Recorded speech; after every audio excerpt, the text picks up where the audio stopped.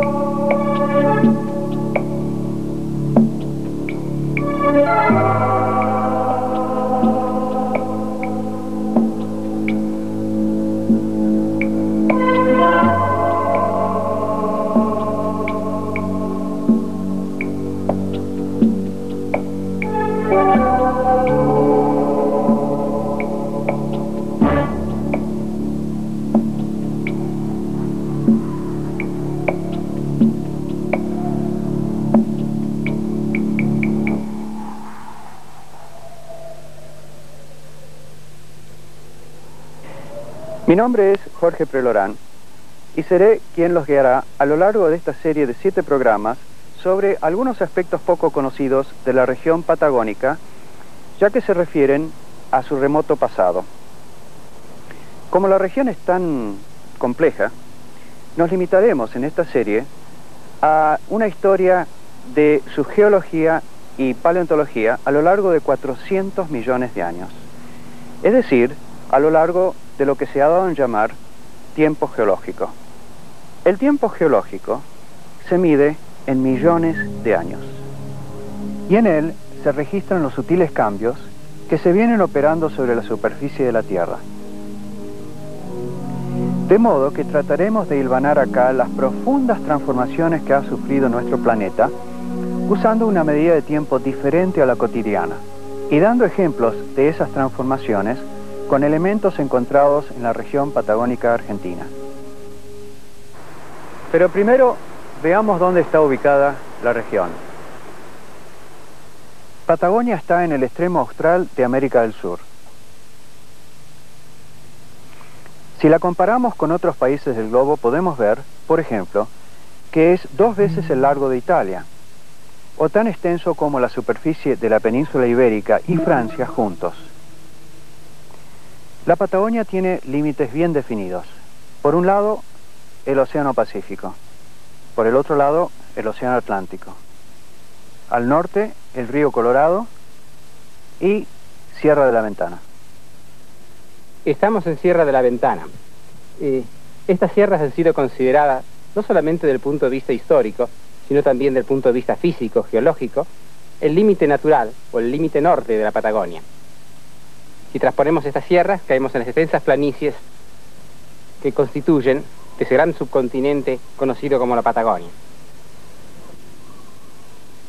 Cuando observamos estas rocas, podemos reconocer en estas superficies antiguos fondos de playa de antiguos mares que cubrieron esta zona, de mares que han retrocedido, han desaparecido, se puede decir, hace más de 350 millones de años. ¿Por qué estos mares han desaparecido? ¿Por qué las rocas se deformaron como están deformadas?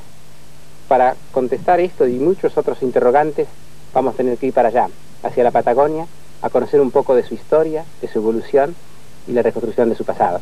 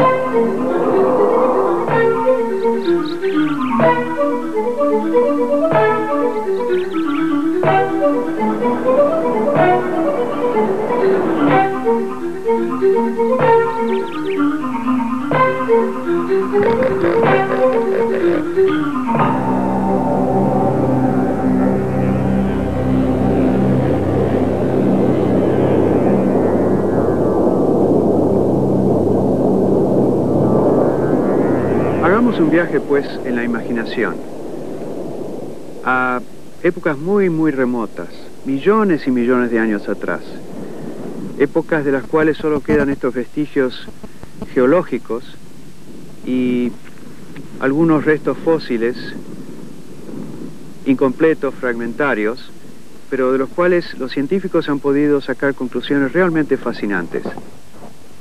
Para emprender este recorrido por el remoto pasado patagónico, hemos convocado a un numeroso grupo de científicos que trabajan en la Argentina en las más diversas disciplinas de las ciencias de la Tierra y las ciencias de la vida. Ellos compartirán con nosotros sus conocimientos y las investigaciones en que están trabajando.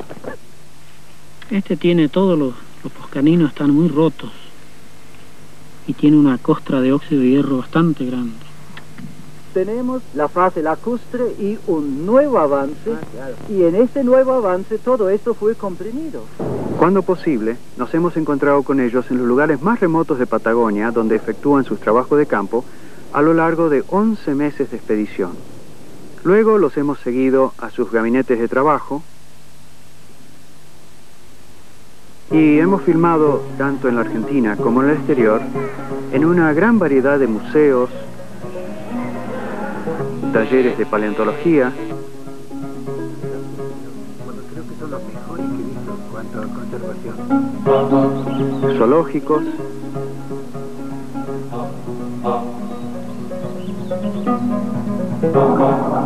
Acuarios.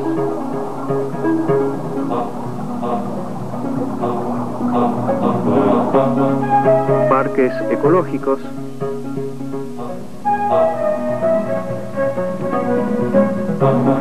Y diversos parques nacionales.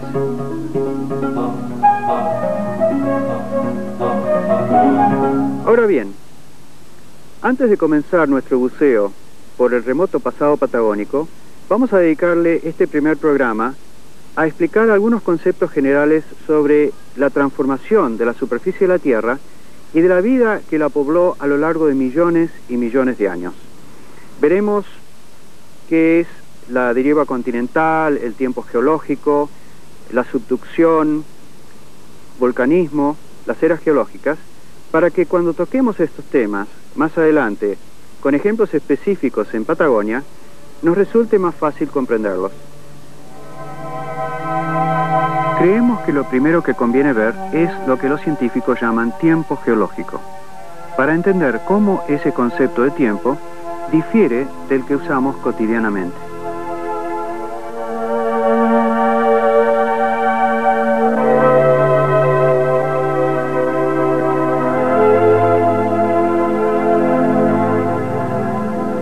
Antes que la Tierra surgiera como parte del sistema solar, pasaron miles de millones de años desde la formación del universo.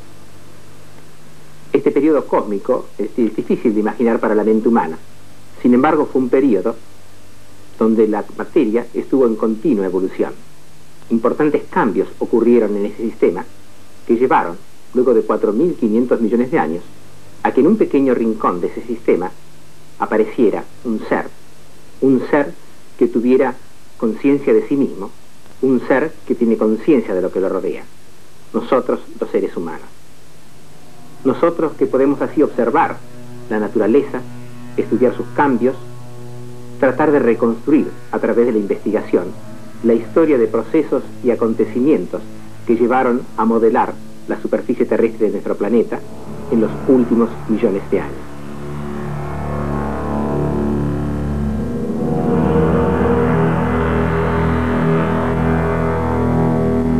Hay un problema fundamental cuando tratamos de estudiar los acontecimientos que han ocurrido en nuestro planeta. Y ese problema fundamental deriva de nuestro concepto cotidiano de tiempo.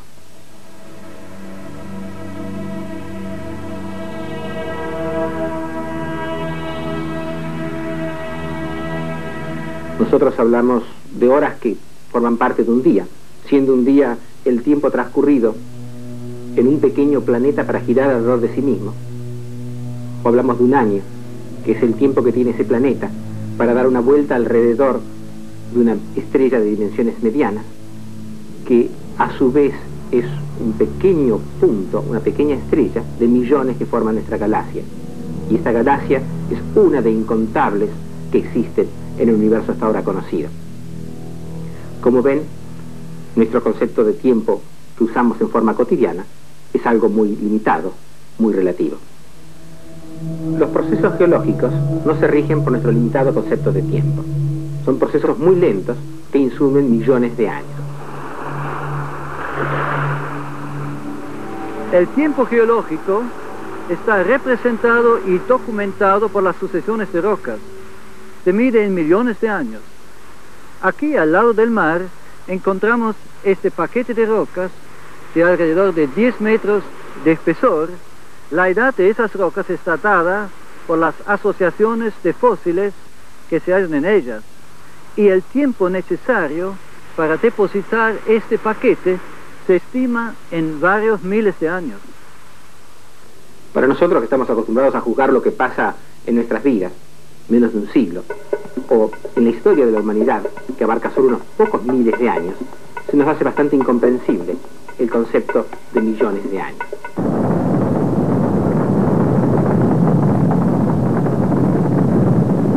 Por eso, a lo largo de esta serie de programas, vamos a utilizar millón de años con cierto desparpajo, aunque sea una unidad un poco incomprensible para nuestra mente, pero lo que queremos, lo que buscamos, es tratar de relacionar los acontecimientos que ocurrieron en nuestro planeta y que llevaron a modelar nuestra superficie terrestre.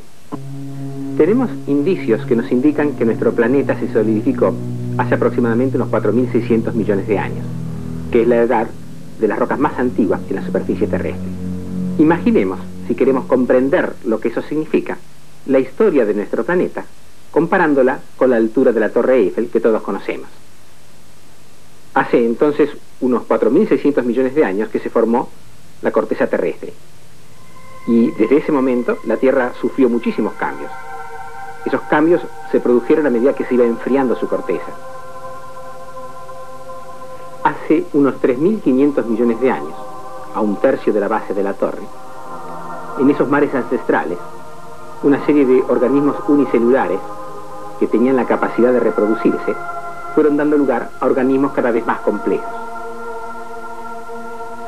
A través de millones de años, esos organismos produjeron una flora y una fauna de gran diversidad.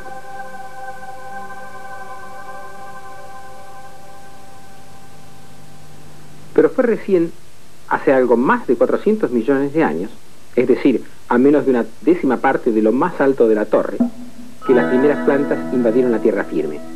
Estas nuevas fuentes alimenticias fueron pronto aprovechadas por unos peces que se alimentaban de ellas y que modificaron sus cuerpos para poder vivir sobre la tierra y se convirtieron en anfibios.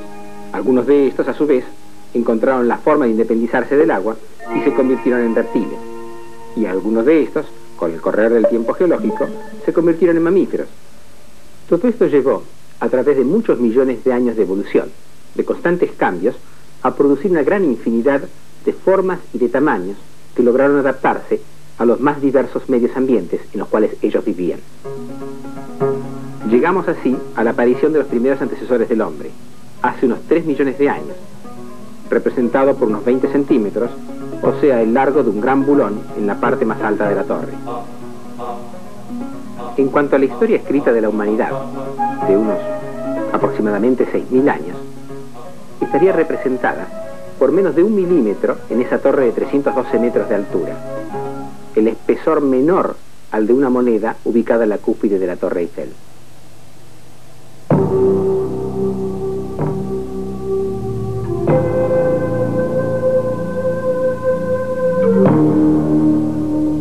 Bien, ahora que tenemos una forma de imaginar lo que es el tiempo geológico, veamos las transformaciones que a lo largo de esa enorme extensión de tiempo fue modificando nuestro pequeño planeta Tierra.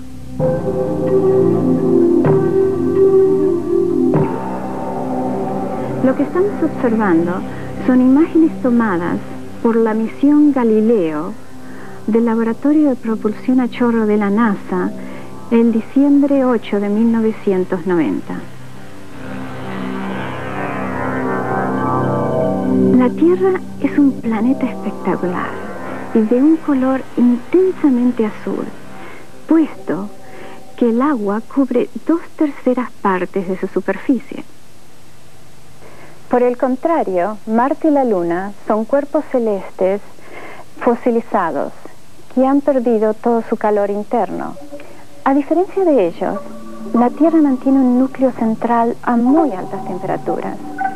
Ese calor se disipa lentamente hacia la superficie del globo y ejerce una influencia vital sobre el casquete sólido que recubre el planeta, sus océanos y atmósfera.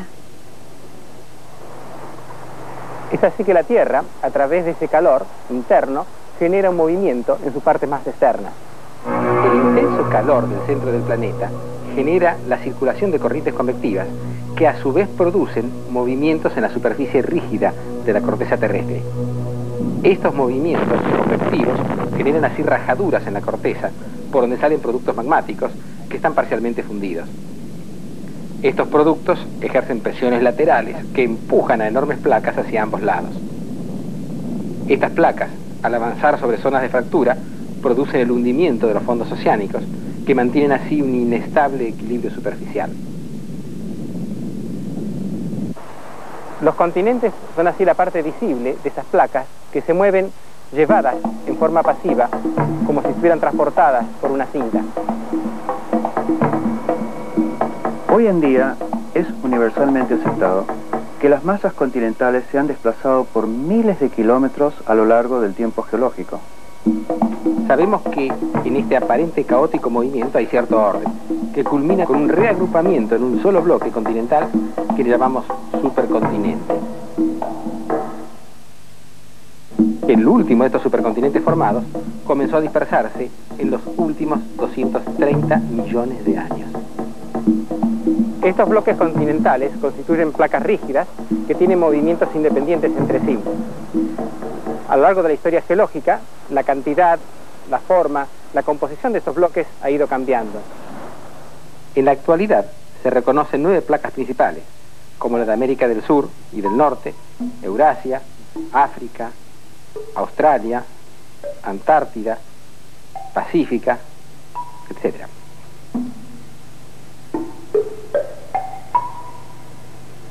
Estas placas oceánicas se generan en el medio del océano. Se generan y crecen en dorsales como la del centro atlántico, donde una vez formadas desaparecen en su largo camino hacia las zonas de subducción.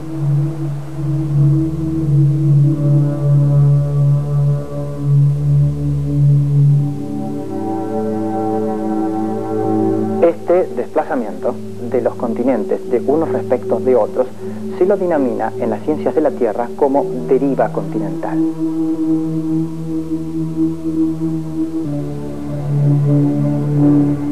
Lo interesante de todo esto es que hasta principios de la década del 60 no se tenían los conocimientos geofísicos sobre los movimientos de los continentes, de modo que por cientos de años se tuvieron nociones equivocadas de cómo se formaban las montañas. Veamos pues cómo ocurre este asombroso proceso.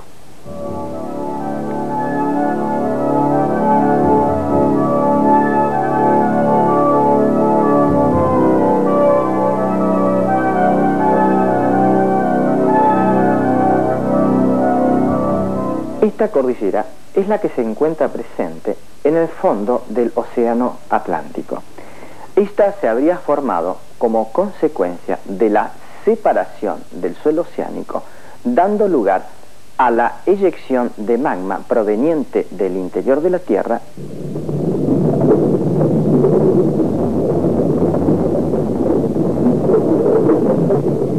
y generando a su vez suelo oceánico. Esta teoría la podemos fundamentar mediante un sencillo modelo. Supongamos que esta es la cordillera oceánica que se encuentra en el fondo del Océano Atlántico. Es así que al irse generando nuevo suelo oceánico que produce la deriva continental, nos irá dejando el fondo oceánico, tal cual como podemos ir viendo en este modelo. Este proceso hace que Sudamérica y África se estén separando como sobre una cinta transportadora.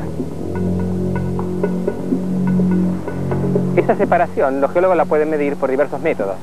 Por ejemplo, mediante láser, instalando un espejo reflector en la Luna, se puede medir distancias con altísima precisión. Básicamente el experimento es muy simple. Se utiliza la Luna como punto de referencia, ya que la órbita es conocida. Se utiliza el espejo como punto de reflexión de una señal que viene desde un punto sobre la Tierra, rebota por el espejo y llega a otro punto sobre la Tierra, específicamente en otro continente. Esta distancia se mide y el experimento se repite tal vez un medio año, un año más tarde, exactamente, y se mide precisamente la misma distancia. Si hay cambios en esa medición, quiere decir que los puntos de referencia o los puntos de observación se han movido. De esta manera podemos medir la distancia entre la isla de Pascua, que está ubicada en el medio del Pacífico, y el continente sudamericano. La isla de Pascua se está acercando alrededor de 9 centímetros por año. Imagínense lo que representa solo 9 centímetros por año. Son distancias realmente desdeñables. Pero si pensamos en el tiempo geológico, en millones de años, estamos hablando de distancias de miles de kilómetros de longitud.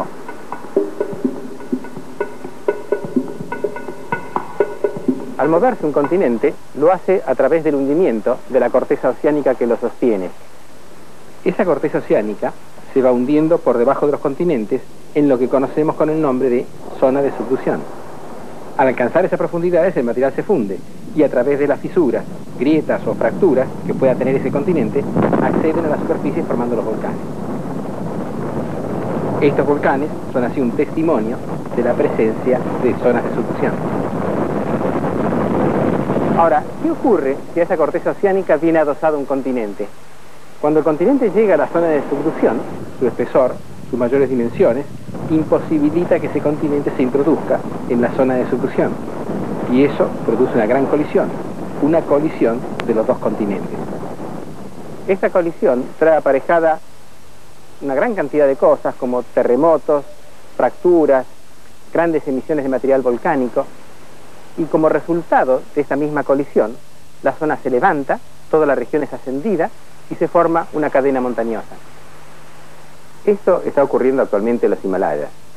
¿Cómo se formó esta cadena montañosa? Se formó por la colisión de la península índica contra el continente asiático. La península índica estaba ubicada en un principio en forma aledaña al continente africano.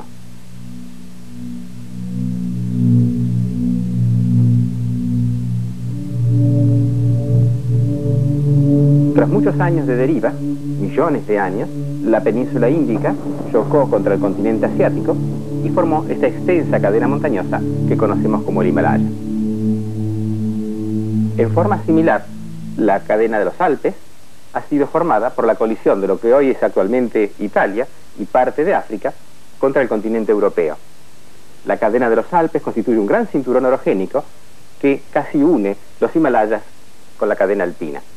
Bien, hemos visto cómo las masas continentales se van moviendo a lo largo de los millones de años, pero a un ritmo tan lento que el hombre en su vivir cotidiano no se puede percatar de ello. El hombre solo puede percibir lo que podríamos llamar eventos catastróficos, como violentos terremotos o la erupción de volcanes. Veamos cómo se dan estos procesos volcánicos que tanto modifican la superficie de la Tierra. La Tierra es un planeta que tiene en su interior mucho más caliente que la superficie. Por lo tanto, tiende a disipar hacia la misma la energía térmica. Una manera muy efectiva de disipar dicha energía es el vulcanismo. Las rocas fundidas o el magma, por su menor densidad, tienden a ascender hacia la superficie. El magma, al llegar a la misma, produce coladas, es decir, extensiones de lava sobre la superficie.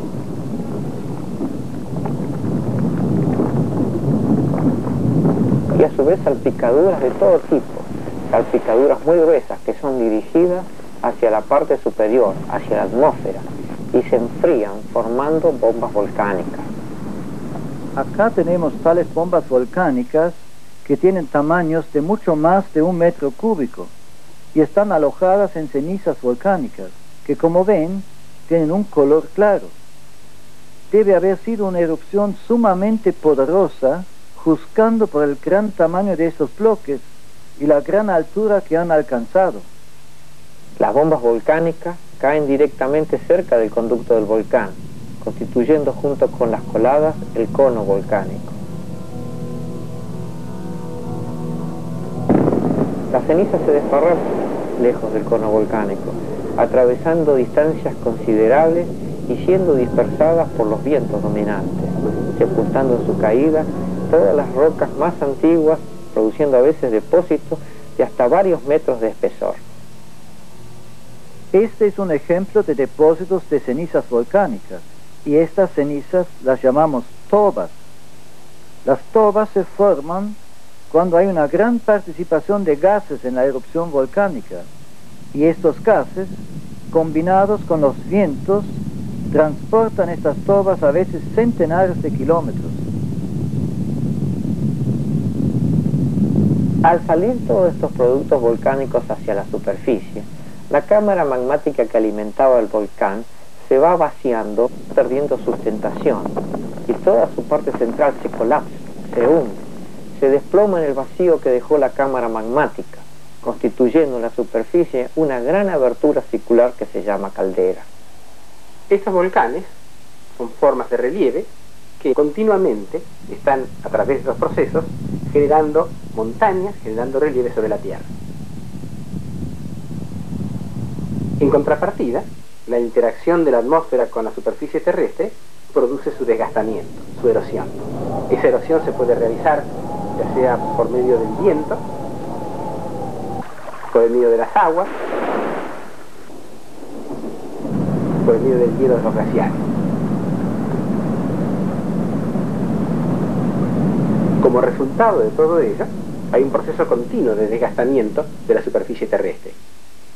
Uno pensaría, bueno, si ese proceso es continuo y hace millones de años que opera, no tendría que existir ya relieve sobre la Tierra. Pero ahí está el delicado equilibrio que existe entre las formas de generación de relieve y las formas de erosión.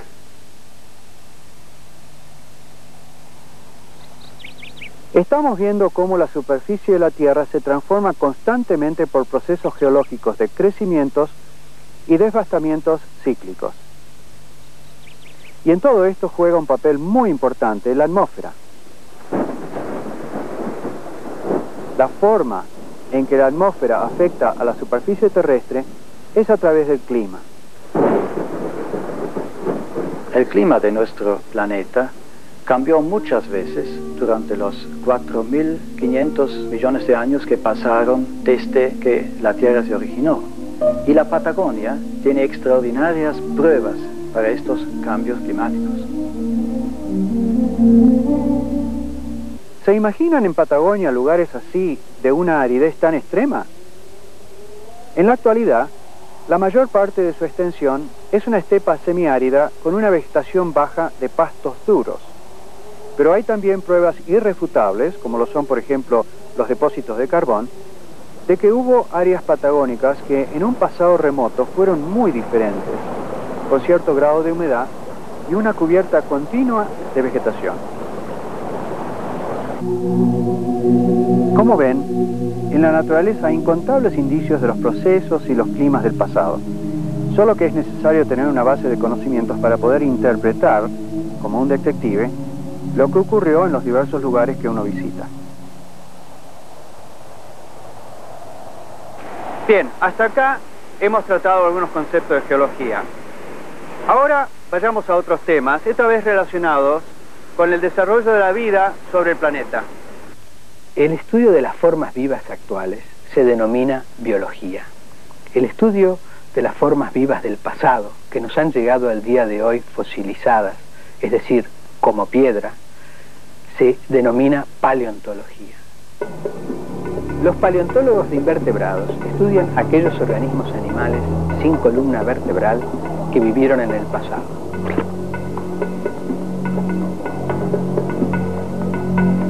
Los estudian a través de restos fósiles que nos han llegado a lo largo del tiempo geológico. El grupo de los invertebrados abarca desde formas muy pequeñas, unicelulares, hasta organismos muy complejos.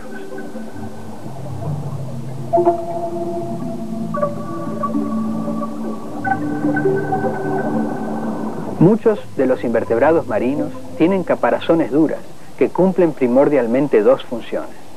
Por un lado, permiten aumentar de tamaño con respecto a aquellos organismos sin protección, puesto que tienen una estructura en donde sujetar sus músculos. Y por otro lado, esa caparazón les permite la protección contra sus predadores. Estas estructuras duras se llaman exoesqueletos, es decir, son armazones externos que les protegen sus cuerpos.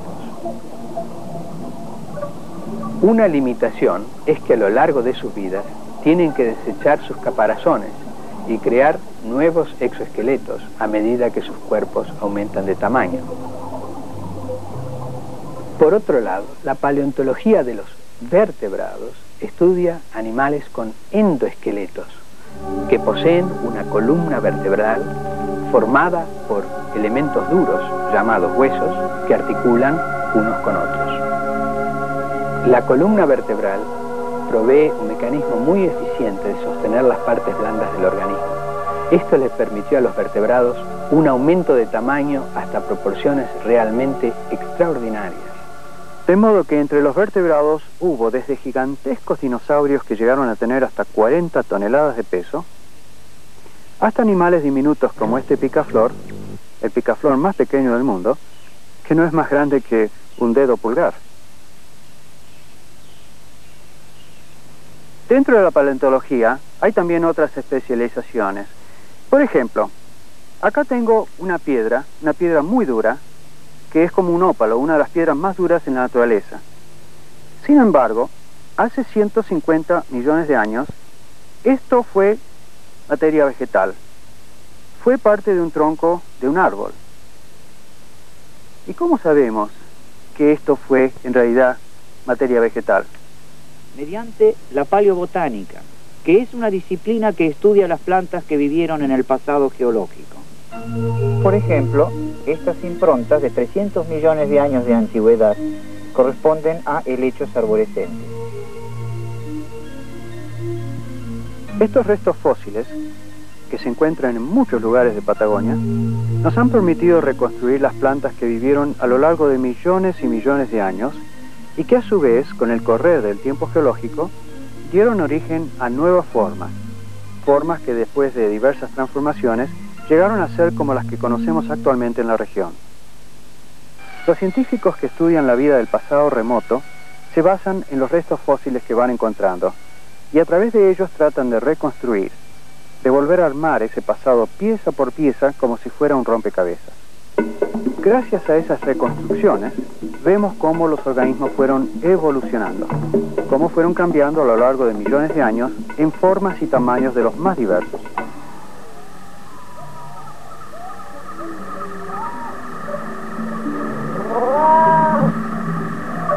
Pero, ¿cómo es que se deduce la historia de esos cambios evolutivos?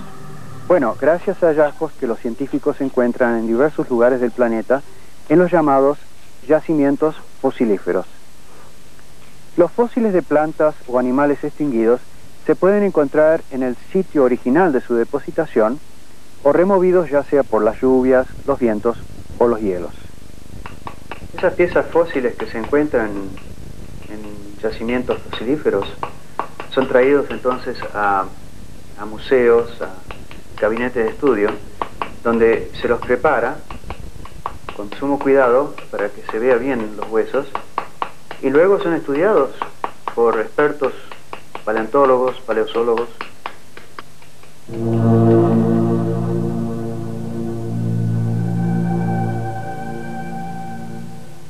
Un dato importante cuando se habla de fósiles es la edad. Para ubicar con mayor precisión en qué momento del tiempo geológico vivieron esos organismos, hay que relacionarlos con los estratos en los que se los encuentran. A esta medición, o datación, se la conoce como estratigrafía, ya que se establece la edad de los fósiles a través de los estratos de las rocas en las que se los encontró. Ahora bien, para historiar la evolución de la Tierra y la vida que comenzó a poblarla, fue necesario elaborar un sistema de datación que diera cierta precisión a la época en que aparecieran nuevos organismos o que ocurrieran episodios geológicos de importancia. En esta cronología, las etapas de mayor jerarquía han sido denominadas por los geólogos como eras. Y dentro de esas eras, para dar más precisión, se estableció una subdivisión en periodos. Para reconstruir la historia de la Tierra, los geólogos han dividido su evolución en 4 grandes eras: la era precámbrica, la paleozoica, la mesozoica y la cenozoica. Estas eras están caracterizadas por grandes acontecimientos que trajeron aparejados grandes cambios sobre la faz de la Tierra. Bien, ahora que hemos visto cómo los científicos han organizado el tiempo geológico, comencemos a hilvanar la historia de la vida sobre nuestro planeta. La era precámbrica se inició hace 4.600 millones de años. Es esa la edad de las rocas más antiguas que se conocen sobre la Tierra. Y de este modo, el precámbrico abarca unos 4.000 millones de años, una extensión de tiempo casi inimaginable. Las primeras moléculas orgánicas se originaron en el mar hace unos 3.500 millones de años. Estos organismos primitivos se dividían mediante la simple división de sus células. Es decir, las células se dividen en un momento dado, dando lugar a 2 células, las cuales a su vez tienen la posibilidad de dividirse nuevamente. Esta forma de reproducción da casi siempre individuos exactamente iguales. Las variaciones o mutaciones aparecían solo muy esporádicamente, y es tal vez por eso que durante los primeros millones de años hubo una pequeña variedad de organismos que eran mayormente bacterias y algas.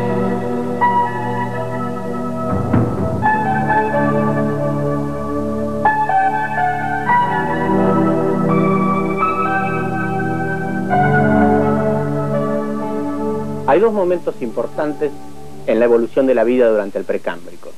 El primero se produjo hace aproximadamente 2.000 millones de años, cuando el desarrollo de las algas fotosintéticas llevó a un rápido incremento del oxígeno atmosférico.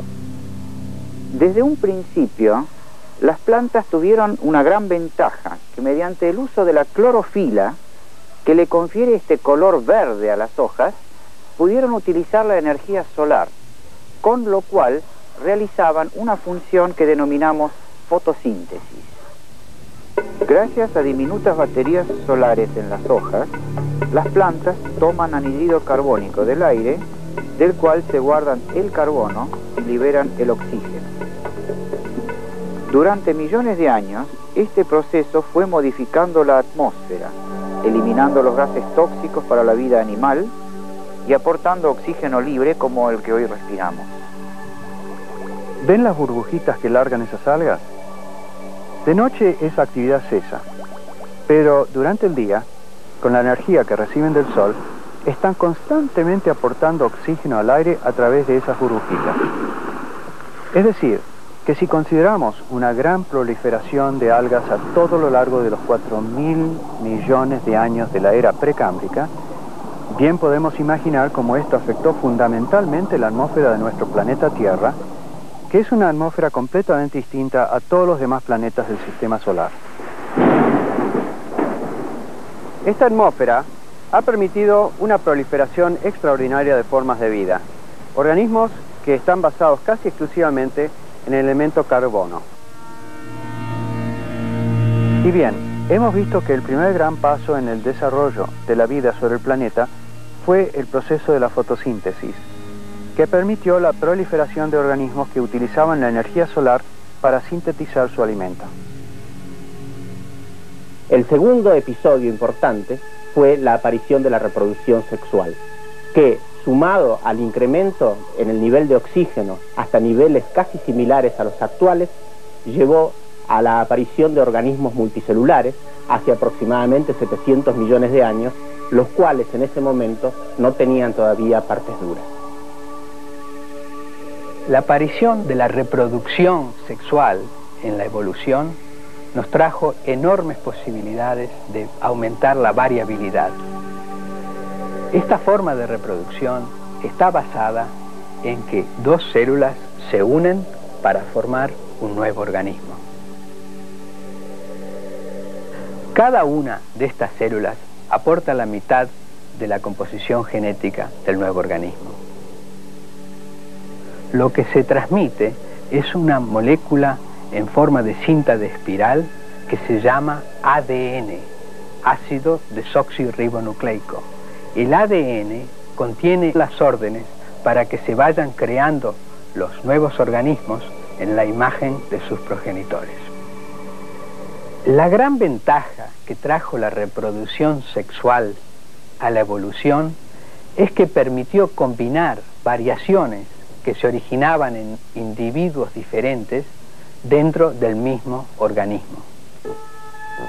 En la mayoría de los organismos existe la posibilidad de que espontáneamente aparezcan variaciones que llamamos mutaciones.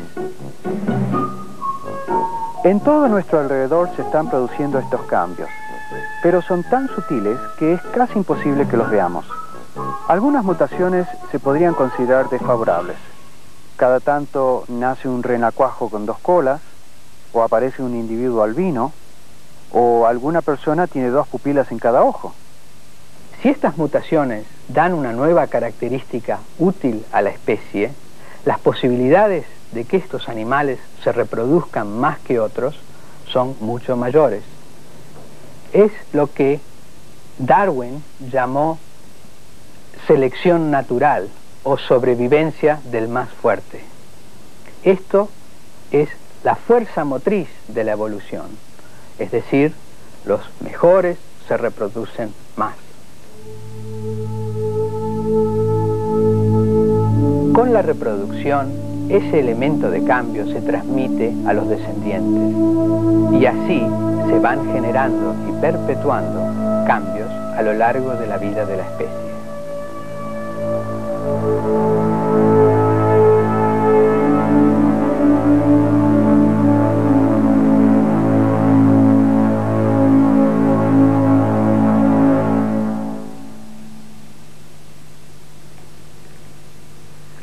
Y todo esto es posible gracias a las cantidades enormes de animales y plantas que se han gestado a lo largo del tiempo geológico.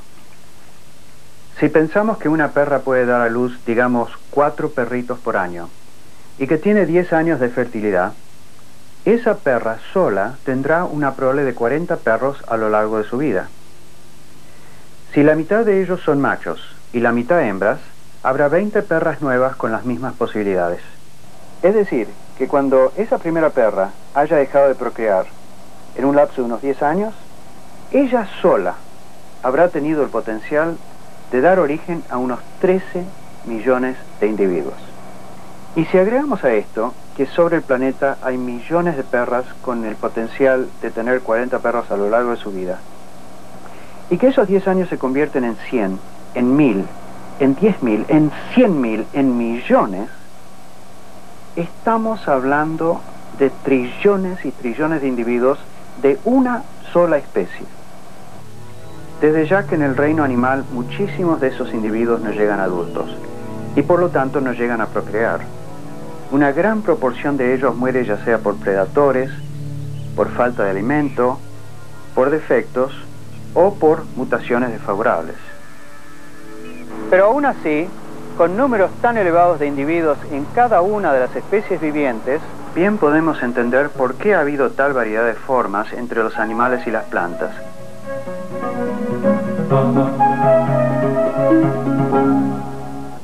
Hasta acá hemos dado algunos conceptos generales de geología y biología, conceptos básicos para entender mejor los temas que iremos desarrollando a lo largo de nuestra serie. En el próximo programa comenzaremos un largo viaje a lo largo del tiempo geológico para ir descubriendo los eventos que ocurrieron en la región patagónica argentina, tanto en los procesos geológicos como en la vida que la pobló. Los invito a compartir esta trayectoria conmigo, que estoy seguro les asombrará, ya que iremos descubriendo los aspectos ancestrales del planeta sobre el cual vivimos.